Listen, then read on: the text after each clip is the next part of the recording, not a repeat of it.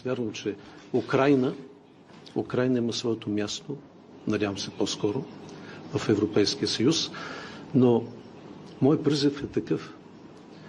В момента чуваме думата победа, победа, победа. Да, разбира се, всяка страна, която воюва, това е важна дума, може би най-важната. Ние бихме искали да чуваме повече и думата мир. И водещите усилия да бъдат за постигане на мир.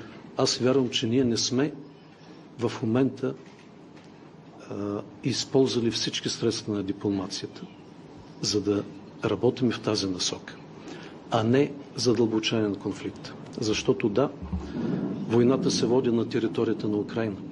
Украйна е потърпевшата. Но, както споменах, войната придобива и нови измерения. И тези измерения вече отдавна напуснаха границите на Украйна.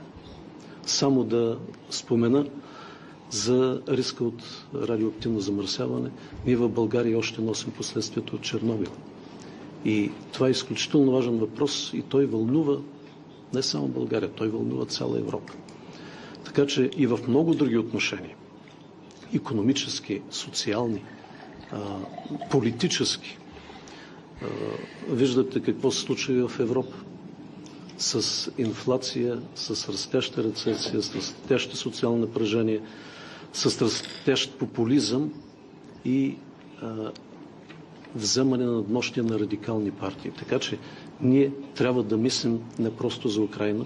Разбира се, Украйна е най-важната в момента, но ние трябва да мислим за в бъдеще в Европа като цялост и как тази война се отразява на Европа, защото помощта на Европа, подкрепата на Европа е изключително важна за Украйна.